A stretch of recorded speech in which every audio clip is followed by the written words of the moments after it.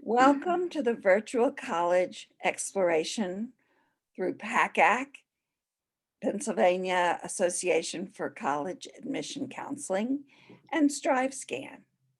Tonight you are attending a session with Misericordia University, and we have a few rules of the road before we get started. First, this is a webinar format, so your camera and microphone are off.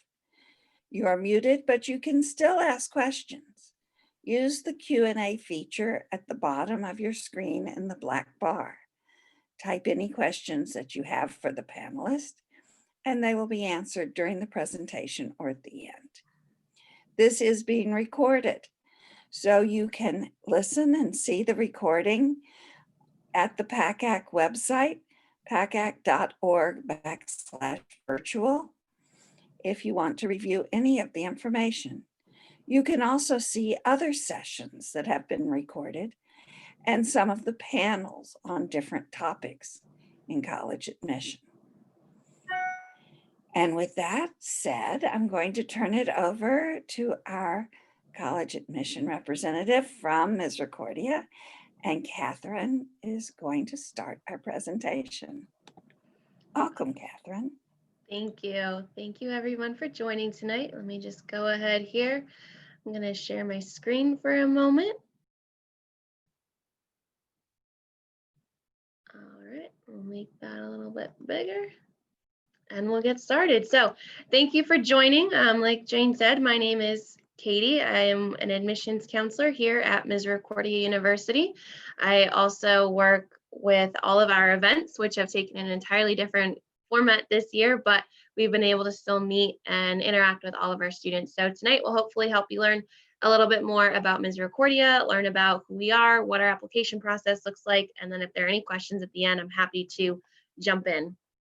But we are a Sisters of Mercy institution, so we are Catholic based. Students do not have to be practicing Catholics or practicing religion of any kind in order to come, but that is where we get our identity from. So our school was founded in 1924, so we're slowly but surely coming up on that 100-year anniversary and looking forward to all sorts of activities that will hopefully go along with that, knock on wood, by the time we get to 2024. We originally began as an all-girls institution, and we have obviously since transitioned. We are fully co-ed both in athletics and academics and residence life currently. So all are welcome, which is our motto. We really take from the sisters our 4 charisms, which are listed there at the bottom: mercy, service, justice, and hospitality. Those values are what our students live by. They're how they conduct themselves. They influence how they make choices on classes, extracurriculars, what to get involved with, how to live their day-to-day lives. They influence our board and our faculty and how they make decisions that will affect our student body. So a lot of these are probably values that you already live by yourselves. We just gave them fancier names to go with it, but they really are what speak to our campus culture. So if you've already visited campus, hopefully this is something that you felt being here as part of our community. And if you haven't, that's what you can look forward to experiencing, just a community-based environment centered on helping those around you, giving back to the community that you're a part of, whatever that community looks like. So moving on that, to tell you a little bit about who we are as a university, just some quick fast facts. We have just over 2,500 full-time students. That makes up our graduate population as well as our undergraduate population. Undergrads, we run closer to about 1,900 to 2,000. So really your class size is going to be pretty small. Our student to faculty ratio is actually just under 12.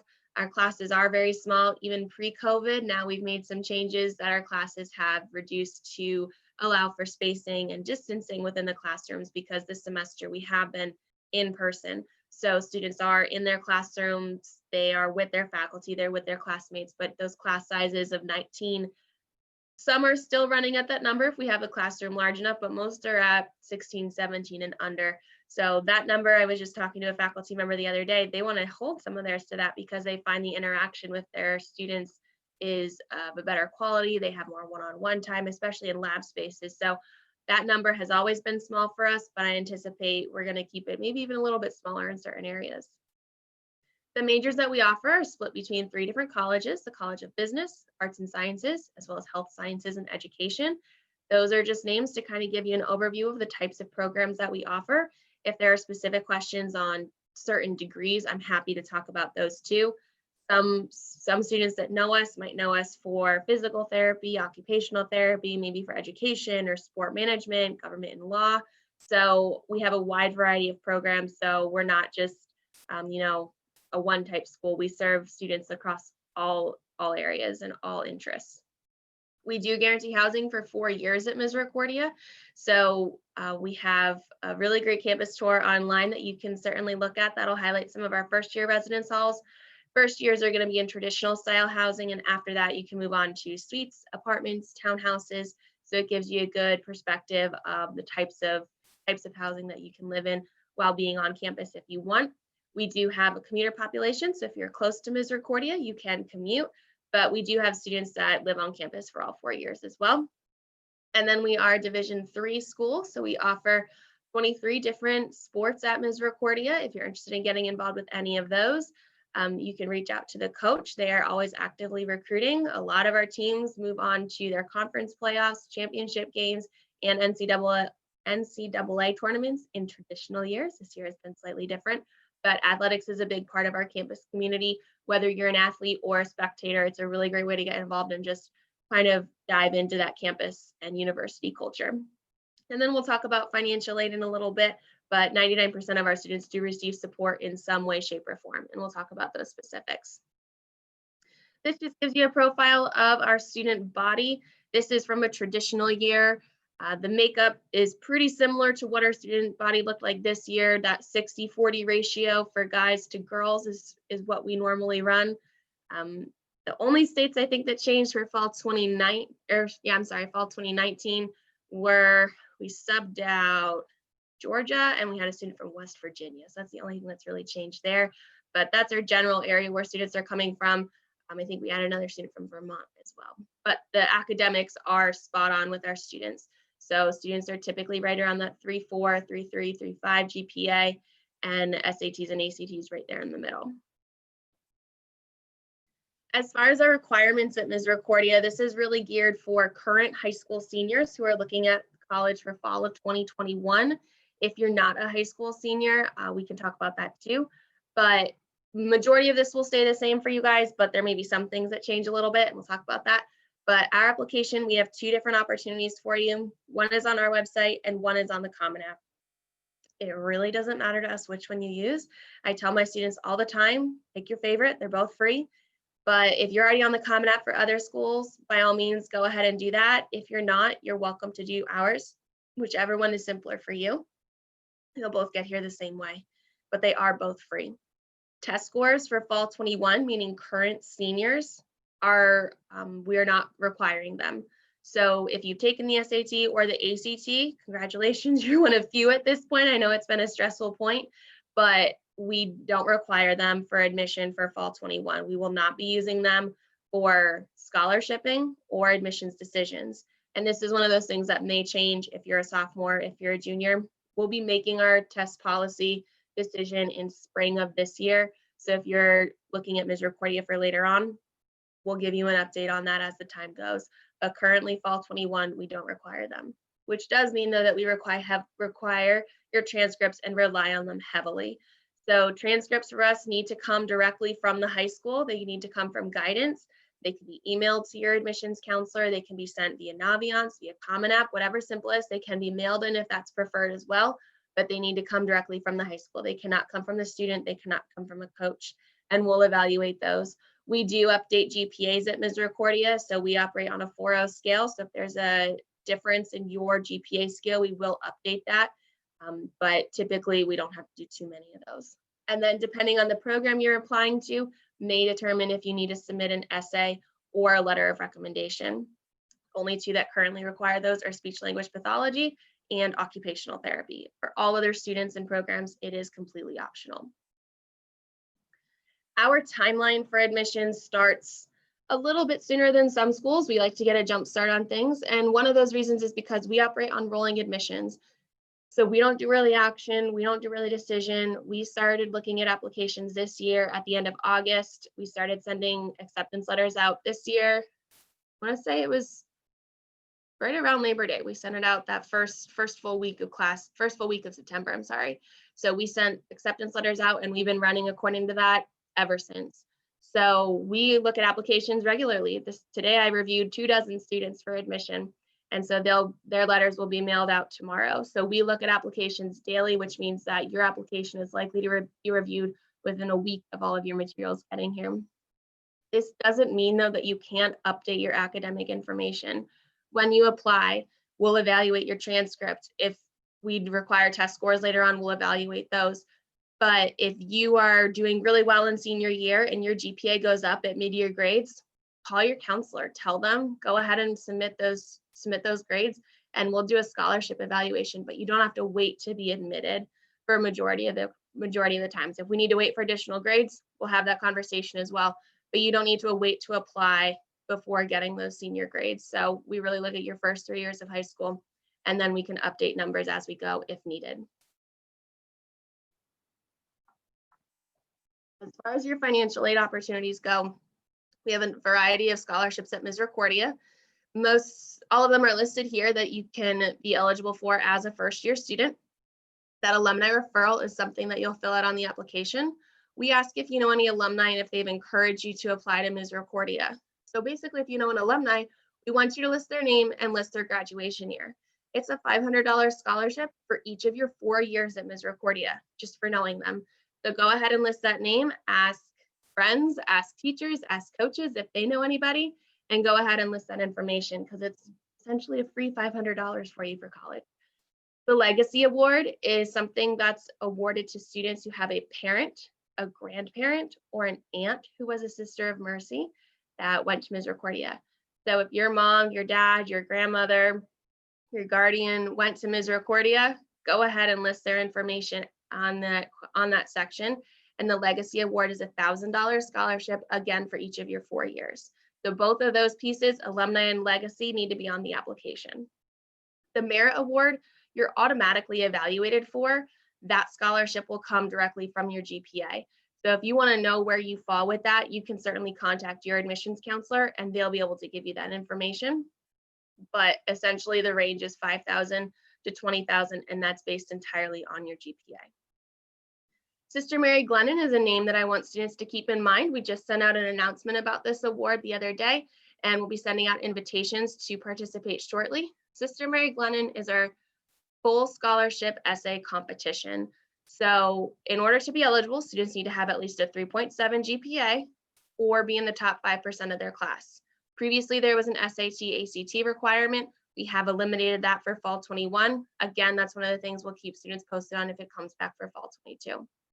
But right now, 3.7 GPA on our scale or top 5% of their class.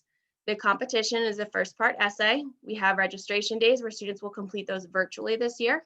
The essay is it's a day of event, and the question is created by a committee of faculty members here at Misericordia. Students will write the essays. The committee will review all of them anonymously, so they won't know who you are, what major you're in, anything like that. They'll review them. And then from reviewing, they will invite 13 students to campus for interviews with the committee. Of those 13, 6 students are chosen to receive full tuition scholarships. That scholarship is good for 4 years then at Misericordia. So students who meet the criteria will be invited to participate. You need to be admitted by December 15th in order to be eligible. And if you're waiting on mid-year grades, we can accept those and do an evaluation mid-year if needed for your eligibility. But that's a name I want students to keep in mind. I know you're going to get inundated with college mail this year, but if you see anything with Sister Mary Glennon coming in your mailbox or your email inbox, make sure you pay attention to that one. And then the external scholarships, really the FAFSA is the biggest piece. That opened on October 1st. We are going to start reviewing FAFSAs within the next 2 weeks here at Misericordia, and we'll be sending out financial aid packages the week before Thanksgiving. That'll give you your first full look at tuition, room and board against what you've been awarded in either federal or state money or institutional money. So that will be coming shortly. And then fastweb.com is a site that I always recommend to students. It has literally thousands of websites that students can use. It's a dense website, so have a little bit of coffee and some patience with you when you go through, but we have had students get several awards from there. And then cost for Misericordia. So full tuition, room and board for this coming year will be $49,600. That includes your tuition, your first year housing, and your first year meal plan. The only thing it doesn't include is your $200 orientation fee. So $49,800 would be total before any program fees that would be specific to each student. Excuse me. Tuition alone is going to be just under $36,000. So if you're a commuter, 36 is really the number that we'll be working on. No one pays those numbers because of all those scholarships that I mentioned, but that's our starting point, just so you all are aware. And then these are some of the unique programs that I think make Misericordia a little bit extra special. So the Insulaco Center for Career Development has a program called GPP, which is our Guaranteed Placement Program. This is a career prep program designed to help students with resume writing, interview skills, etiquette skills, financial workshops. The guarantee part of it is that if you complete all workshops and don't receive a job or a grad school placement within 6 months of graduation, we'll find a paid internship for 3 months in your field. Thankfully, we've never had to use that guarantee for any of our students, but it's a really nice fallback option. And it really just gives you great skills to use in the workplace. So it's a free program. You're automatically enrolled in it within your first year experience class. So you're welcome to take advantage of that. Study abroad is currently suspended right now. We will bring that back once it's safe and permissible for our students to do so. But those are the 4 main locations that our students travel to in the past. So if it's an opportunity for you, I highly recommend it. If it's something you're interested in, let us know. We can talk about the timeline and what it looks like with your major. Service learning is something that our students participate in across all fields. So service learning might be something you're thinking of that's specific to a helping profession like nursing or education or a therapy. Service learning is really involved in every area. I had a service learning class with my marketing design course. So we worked with a client, we got to know them and what they were looking for in their product. And then our assignment was to create their products for them.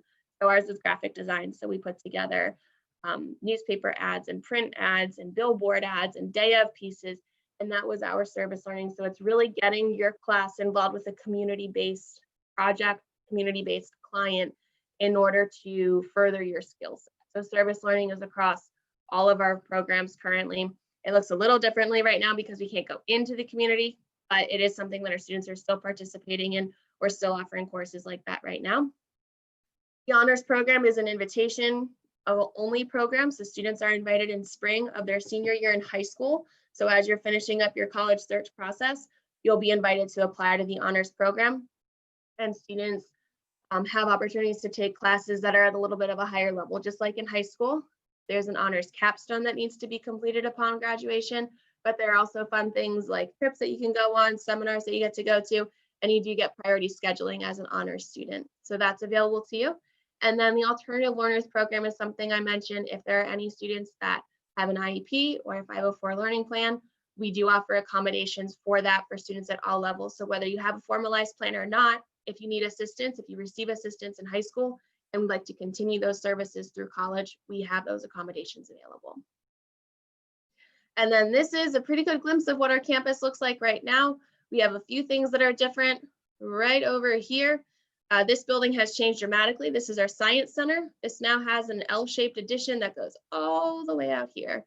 It was an addition of about 50,000 square feet that just opened up October 5th for our students. We're renovating that existing building now, and then by February of 2021, those buildings will be joined and we'll have a 75,000 square foot science center for our students to use. And because we're a liberal arts school, all students will be in there. So everybody's required to take science at some point. So everybody gets to use the new lab equipment, see the cool learning spaces, and be a part of that. That's been our biggest change right now. There's some other minor changes, but for the most part, this is what our campus looks like. We are holding campus visits Monday through Friday. We also have Saturday visits through Thanksgiving. So if you're interested in coming to campus, you can certainly set that up.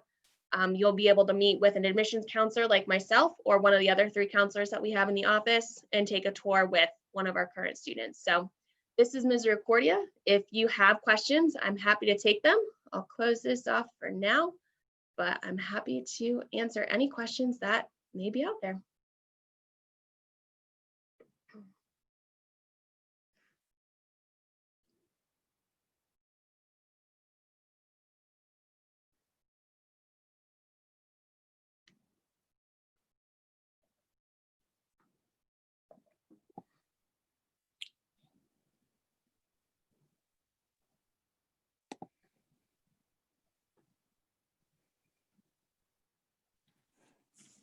And if there aren't, that's fine. Hopefully that means we answered all of them in the presentation.